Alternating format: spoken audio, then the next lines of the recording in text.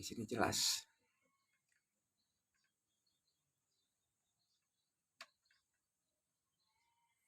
Saya juga banyak yang nanya berapa harganya sekarang belum dijual. Tuh, putar Pak terus Pak. Oh, sederhana sebetulnya, simpel.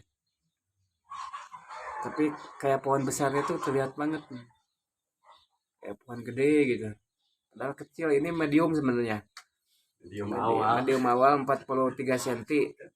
Besar besar tangan lagi ya. Besar tangan juga besar tangan daripada ini. Kecil banget. Bandingkan kuntinya kecil. Tuh, segede gitu sebetulnya nggak terlalu besar sebetulnya. Ini nggak terlalu besar ya Pak. Iya. Kecil. Medium awal. Rekan-rekan ini nanti kalau kontes tuh dirapihkan ya, nggak kayak gini. Rapihkan, pakai ada potnya juga, pot khusus.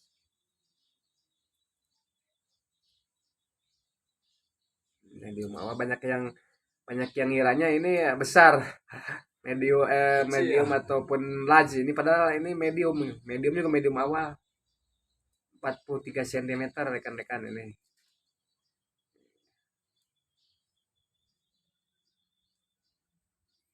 Terus kalau perawatan kesuburan apa Pak kira-kira Pak yang bisa berbagi dengan untuk rekan-rekan supaya bisa tetap subur tuh apa ininya? Tipsnya? Sebetulnya kalau untuk perawatan tuh ya utamakan ya seperti pasir malang gitu kan, karena menjaga porosan Pak.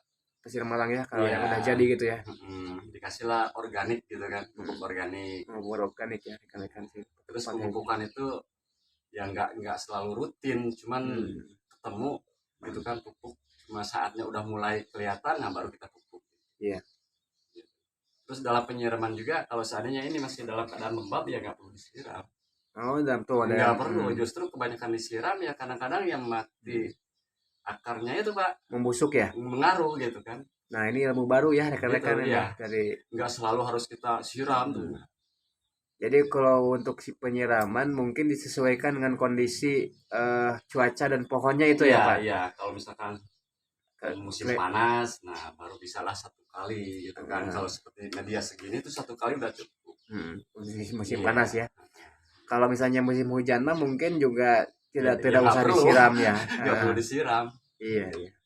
Nah itu kadang-kala perawatan yang seperti itu tidak dipahami ya kalau untuk pemula mah rata-rata disiram terus gitu.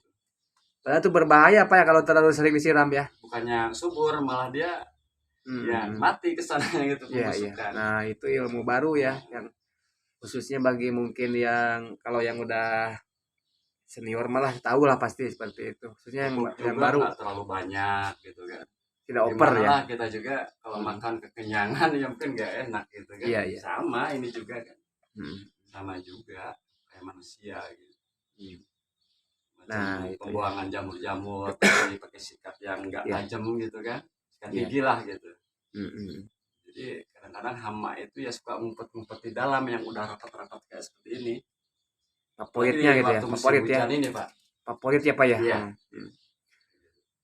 Nah kalau musim hujan ini hama itu kadang-kala banyak yang hitam-hitam itu ya Pak, yang putih kutu putih. Kutu putih ya. Suka ngumpet-ngumpet di dalam. Iya. Makanya jangan terlalu rapat yang bagian dalam tuh daunnya dibuang-buang aja ya. Belum kalau sisir kadang-kala ada ulat gitu ya. Iya. Betul. Sisir. Jadi harus kontrol. Ya susah-susah gampang lah sebenarnya perawatannya, cuman perlu perhatian aja sebenarnya. Sama manusia juga. Iya betul. Nah ini juga ini ya Pak. Jadi pupuk tadi tidak terlalu ini, tidak kurang dan tidak terlalu banyak gitulah istilahnya. Cukup aja, harus cukup. Jadi kalau ada yang nanya ini pakai pupuk apa, sebenarnya Dekastar aja. Cuma Dekastar aja. Dekastar. Cuma pasir malang ya dicampurnya dengan organik yang udah jadi gitu. Nah pasir malang pun pasir malang yang ori kalau bisa ya, yang memang asli dari Gunung Bromo, yang poros, tingkat porosnya tuh bagus gitu. Itu pasir malang. Ini medianya pasir malang ya Pak ya? Pasir malang sama organik, pupuk organik itu yang serbuk ya. Gitu. Iya. Udah cuma segitu doang. Sederhana aja sebenarnya. Sederhana. justru di macam-macam ke banyak media macam-macam justru pengaruh gitu kan. Bahkan oper mungkin dapat Oper mati gitu. ya, dapat Karena di mati. alam juga kan nggak nek-nek apa yang Nah, gimana biasa aja gimana bahkan di gitu. alam kan nggak ada pupuk ya Pak ya. Nggak ada ya, Yang ada di cuma kompos yang doang. ada di alam, yang ada di memang bawaan tanahnya itu aja mungkin ya. Iya, Jadi rekan-rekan, ini sisir ini kalau di alam ini sebenarnya tinggi ya ininya pohonnya itu, dan berduri tinggi. Mungkin di Jawa Barat mah kaliage sering disebutnya. Terus iya sering ada iya di hutan-hutan ataupun enak-banyaknya di tebing-tebing biasanya. iya Di di bebatuan. tebing-tebing, bebatuan, dan juga di tempat-tempat yang tinggi agak susah juga biasanya. Ini dongkelnya susah juga. Cuman memang ada beberapa jenis kayak yang saya lihat itu sisir itu ada yang daunnya memang dari Lebar. alamnya juga lebar gitu ya, agak lebar lonjong itu ya Pak. Iya. Lebar lonjong seperti seperti itu ada juga sih. Kita punya juga yang lonjong Cuma itu. ini kebetulan yang kecil, daunnya kecil. Kalau ini kecil Yang dari biasanya Madura tumbuhnya ini. di Madura biasanya. Yang kecil kayak gini tuh. Halus, lebih halus. Lebih halus dan juga tampilannya memang lebih lebih menguning biasanya ininya. Apa si batangnya itu. Batangnya ya. Batangnya lebih kuning. Lebih tampilannya memang lebih menarik biasanya yang dari Madura itu. Dari Sumenep ini juga aslinya dari Madura yang ini. Dari Madura ini hibahan dari Pak Pak Didik, senior bonsai Madura. Pak Didik. Tenornya Pak Aap dari Madura. Kemudian ke Boyong ke Pak ke Om Gaya Baru ya, rekan saya, dan terakhir saya ini sekarang. Nah, itu. Ada juga sih sebenarnya yang sisir lokal sini yang seperti yang lonjong-lonjong itu tuh agak lonjong. Ya, dari Cilacap biasanya. Yang dari Dari Cilacap, dari sini juga Sukabumi. ada yang dari Gunung Kidul, sisir Gunung Kidul. Agak-agak besar ininya memang. Yang dari Gunung Kidul juga ada. Nanti kita review khusus lah yang dari Gunung Kidul, ataupun ada beberapa sih di sini, banyak sih Ya, enggak. nggak semua sisir bisa percabangannya banyak, rantingan Hmm. nggak ada gitu. Ada yang lambat juga Tertentu gitu. ini Ada ya juga Pak. yang selama itu yang satu tuh Oh itu iya nggak iya. muncul perantingan, cuma satu dua gitu. Nah itu rekan-rekan. Macam yang jenis ini Pak. Hmm. Nah jenis ini. Padahal ini kan udah lama nih. Iya. Makanya dia cuma kalau dibuang daun di pruning tuh jarang gitu kan. Jarang ya Pak ini. Jarang ya. Jenis ini nih ntar jenis apa nih? Oh, ini juga udah lama rekan-rekan ya, udah belasan tahun sebetulnya. Tapi segitu aja ini enggak itu, enggak nama-nama ini ya. Nggak rapat gitu. Enggak rapat. Padahal kurang gimana lah itu udah rapat kan. Udah ini. Udah rapat padahal sebenarnya. Cuman enggak rapat ya Pak, enggak rapat Iya, seperti nggak rapat yang seperti yang ini. kayak gini gitu. Jenisnya beda. Jenisnya beda. Nah itu juga perlu diketahui juga Jadi bagi nggak rekan-rekan. selalu harus sisir itu semua akan rapat, enggak juga. Tergantung sisirnya lah, mungkin jenisnya gitu.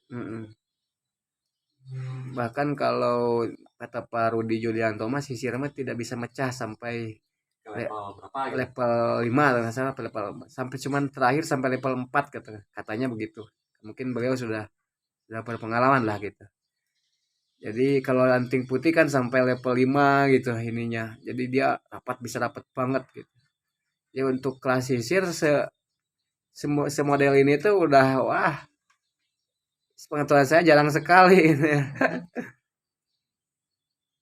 Mungkin kalau di Jawa Barat itu saya melihatnya yang punyanya Pak Profesor itu ya, Ketua PPBI Bandung, punya sisir kelas bintang. Ya seperti itu, tidak sisirnya nggak terlalu rapat juga gitu. Atau di beberapa yang saya tahu di Bali yang punya ya juga yang udah kelas utama kalau nggak salah di Bali. Dan kemarin juga sempat ada one champion, one species itu Pak yang di Madura. Hanya belum terlalu rapat-rapat juga juaranya tuh. Jadi memang sangat jarang gitu. Kesulitannya memang sisir ini tantangannya agak sedikit ini ya. Ya tapi bagi ini tertantang juga sih, saya juga tertantang juga ini ingin sisir nih, ingin dijadikan sampai kelas bintang lah gitu. Ya. dengan berbagai kendala yang ada lah, biasa lah namanya juga hobi pasti ada kendala gitu. Namanya hobi kalau nggak diurus ya, namanya hobi kan harus diurus gitu. Kalau kalau nggak hobi mah nggak diurus kan. Makanya diurus karena hobi gitu. Mengenai ini kan perlu dipelajari kendala-kendalanya ya Pak gitu ya. Iya. Kendala-kendalanya apa. Nanti juga akan Maunya gimana, dengan cara ininya, karakternya juga karakternya. berbeda Kita dengan ikuti aja gitu. sambil jalan aja. Karakternya berbeda. Ada satu pohon mah eh apa namanya itu agak mudah, misalnya tuh kayak pohon itu tuh kayak pohon ki itu apa namanya itu yang kayak kersem tuh, pohon itu mm, Busuk, pusuk, busuk. pohon pusuk kita miang kalau kita mah itu lebih enak dia, jadi eh jarang sekali mati ranting lagi dia. Nah cuman kendalanya juga biasanya dia kalau terlalu hujan karena ini deras menguning daunnya gitu, dan kembali setelah musim halodo kembali lagi biasanya dia. Jadi setiap pohon tuh punya karakter masing-masing. Ada yang senang hujan ini terus-terusan hujan, kita enak juga nggak usah nyiram. Kayak anting putri misalnya, itu kan anting putri mah jarang disiram itu kalau hujan. Apalagi kan pakai metode itu, jadi dia menggenang airnya di bawah sebenarnya, dibolonginnya di tengah-tengah itu medianya, di potnya. Jadi airnya nggak langsung habis gitu. Karakternya dia senang senang air yang menggenang tapi airnya tidak terlalu dekat akar ya Pak ya, Iya, terus iya, terus ke iya. bawah gitu, Di bawah. di bawah senang menggenang tapi bisa busuk juga kalau airnya terlalu Banyak dekat busuk-busuk di di akar. sana. Banyak kejadian busuk akar mati ranting airnya. Nah, itu jadi karakternya beda-beda ya, harus belajar, memang harus belajar. Di sini juga ada pohon kelapa yang udah puluhan tahun nih, udah puluhan tahun. Nanti kita review khusus lah bonsai kelapa yang usianya udah puluhan tahun ya, udah mungkin 40 tahun lebih gitu, Lebih. udah 40 tahun lebih. Saya saja usianya 44 sekarang, ini pohon Tulang kelapa. tuan kelapa mungkin 45 itu pohon itu. Saudaranya udah kemana ya Pak? Pak, saudaranya udah dijadikan bahan. Udah jadikan bahan bangunan. Iya ya. Bahan bangunan waktu itu. Nah, itu ya rekan-rekan, kita berbagi aja ini, saling berbagi pengetahuan. Kebetulan sebetulnya hari ini hari Sabtu, jadwal rutin Pak Asep yang sering membimbing, membina di komunitas atau ranting Cisayong ya, atau kita sering sebutnya komunitas bonsai Cisayong atau Boyong. Jadi beliau keliling ke beberapa penghobi yang bersama bonsai untuk apa namanya membimbing ya, membina rekan-rekan, termasuk juga perawatan, teknik-teknik perawatan dan juga penanganan ketika terjadi sakit atau apa, biasanya beliau nih yang ini. Jadi sudah teruji ini kapasitasnya, makanya juga kita khusus ini ada interview hari ini untuk mendapatkan ilmu ya dari beliau gitu. Khususnya spesial, kalau beliau ini spesialis yang pohon-pohon mati nih, pohon-pohon yang udah mati, yang mau mati ditangani gitu. Tapi ya yang namanya penanganan itu kan kayak dokter kan, ada yang berhasil, ada yang, tapi sebagian besar ya berhasil. Kadang-kala kan orang ke dokter juga ada yang sembuh, ada yang tetap tetap aja meninggal kan ya. Ya seperti itulah, kita bijak kan ini melihatnya. Biasa kalau bonsai itu ada yang meninggal juga, ada yang mati tuh udah biasa juga. Karena ada yang bisa diselamatkan, ada yang tidak gitu. Sama dengan manusia kan gitu.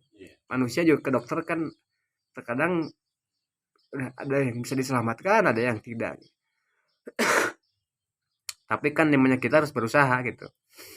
Dan terus mengupdate mengupdate pemahaman, mengupdate pengetahuan melalui pengalaman-pengalaman Pak Asep sudah banyak berpengalaman menangani berbagai pohon dan mengetahui karakter-karakter penyembuhannya seperti apa. Jadi dari rekan-rekan Boyong pun ini ada banyak penyakit segala macam, itu beliau biasanya yang menanganinya. Ada yang dirawat inap ya Pak? Sembuh lagi ya rata-rata ya. Sebagian besar mah sembuh, cuman butuh waktu ya Pak biasanya. Sabar. Butuh waktu. Nah, itu.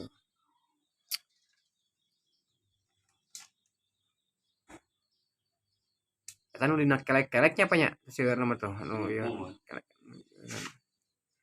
Jadi teman-teman ternyata membuang daun atau ranting-ranting yang tidak dibutuhkan itu sangat penting ya untuk eh, memberikan kesempatan ranting yang akan kita pakai supaya tumbuh subur, dan daun-daun yang kita perlukan supaya lebih tumbuh subur dan sinar matahari bisa masuk gitu ke celah-celah yang gelap yang terhalangi gitu.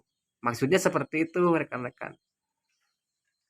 Dalam teknik perawatan bonsai salah satunya adalah memilih ranting-ranting ataupun daun-daun, mana yang dibuang, mana yang di-loss. Ada yang di-loss juga kan, kita misalnya ingin ingin menambah ataupun merubah bentuk, atau misalnya mungkin melengkapi anatominya. Iya, aksen-aksen tertentu yang lebih memperindah, mempercantik eh, pohon, sehingga ada beberapa yang dibuang yang tidak produktif mah gitu, yang atau mengganggu gitu ya, dianggap mengganggu tumbuhnya, tidak diinginkan di tempat-tempat yang tidak indah lah gitu, atau di tempat yang tidak memberikan nuansa yang seni bonsai yang bagus gitu, sehingga dibuang gitu. Jadi jangan takut untuk membuang seperti ini. Nah, kita harapkan cabang ranting-ranting, anak ranting yang lain yang memang dibutuhkan untuk aksen-aksen yang lebih memperindah dan mempercantik supaya tumbuh lebih subur, sehingga bisa kita bentuk sesuai yang kita inginkan, khususnya ruang-ruang, mengisi dimensi-dimensi. Kadang-kadang kan kita mah menginginkan pohon itu kan lengkap ininya, dimensinya cantik indah, tapi kan keinginan pohon nggak seperti itu gitu, sehingga kita perlu ada pengaturan gitu, mungkin diarahkan dengan kawat tempat-tempat yang lain ataupun ranting yang lain yang kira-kira pertumbuhannya tidak sesuai yang kita inginkan, bisa diarahkan sebenarnya untuk mengisi ruang itu gitu. Nah, seperti ini juga kan di sebelah kiri, kalau kita lihat dari belakang kan dimensinya kurang lengkap, karena kemarin juga ada yang mati ranting ini, kurang lengkap. Nah, nanti juga akan kita isi nih ini, karena ada pertumbuhan baru ternyata, jadi jangan terlalu cemas lah, jangan terlalu khawatir, biasa aja kalau ada mati ranting segala macam tuh, selama perawatan kita bagus segala macam, ada aja sih sebetulnya, walaupun perawatan udah bagus segala macam, ada saja yang mati-mati apa ya, ada aja ya, dan hal itu biasa kadang-kala. Jangan terlalu nggak ya, yang penting tidak fatal, jangan terlalu khawatir lah. Kita ada pengarahan baru, kemudian melalui pertumbuhan ketika dia mati ranting di satu sisi, biasanya ada pertumbuhan baru yang lebih subur biasanya gitu sih, alaminya juga di alam kan gitu juga. Nah, tinggal kita arahkan gitu. Jadi kita juga mengikuti seni bonsai ini sesuai dengan keinginan pohon juga. Keinginan pohon, kadang-kala pohon tuh kita ingin subur-suburkan, ternyata mati di sebelah sisi mana gitu. Tapi insya Allah lah, selama perawatan kita terjaga, tidak ada yang fatal gitu ya, tidak fatal, kecuali ada kesalahan teknis ya Pak ya, misalnya overdosis. Kadang-kala seringnya mati ranting tuh kalau sisir tuh overdosis, atau ada penanganan yang tidak tepat, misalnya setelah ganti repotting ataupun setelah repotting, setelah ada pemotongan akar, repotting kemudian ada pemotongan akar, biasanya sering kejadiannya seperti itu. langsung dipanaskan biasanya. merosot. Nah, sehingga ada merosot, sehingga kan kalau merosotnya di tempat ataupun di cabang yang dominan kan bisa fatal juga gitu rekan-rekan. Nah, solusinya biasanya kita dinginkan dulu seminggu 2 minggu lah gitu sampai terubus ya, sampai terubus. Atau beberapa teknik bahkan juga pakai teknik diuap ya, diuap di ini pakai plastik gitu. Disungkup kalau bahasa kita disungkup itu tuh, supaya lebih mempercepat penumbuhan biar serempak dan lebih ini lagi lebih kompak lagi pertumbuhan ininya apa ranting-rantingnya, terubusnya lebih kompak gitu. Tekniknya salah satunya gitu. Atau setidaknya didinginkan khususnya setelah repotting akar dan ada pemotongan akar. Wajib kalau biasanya itu mah. Nah, ada permainan karena biasanya stres ya, ada stres, ada bahkan fatalnya bisa merosot juga itunya apa rantingnya mati rantingnya ada yang fatal gitu. Nah itu saya kira untuk berbagi hari ini terima kasih atas segala perhatian rekan-rekan sekalian. Terima kasih Pak Asep. Ya, terima kasih. Nah kita sudah mendapatkan ilmu dari Pak Asep hari ini sambil main sambil ya refreshing juga ada menimba ilmu juga ya. Menimba ilmu dari ahli yang sudah punya pengalaman lah. Sudah punya pengalaman, sudah punya apa namanya trial and error tentang berbagai macam jenis bonsai.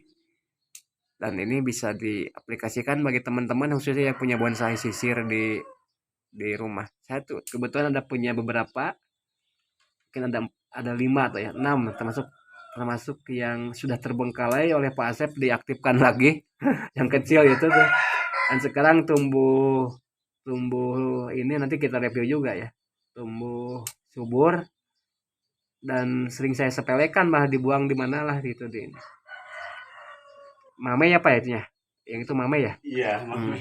Nanti kita. Oke terima kasih Pak Asep silakan dilanjutkan aja. Terima kasih rekan-rekan ya. Assalamualaikum warahmatullahi wabarakatuh.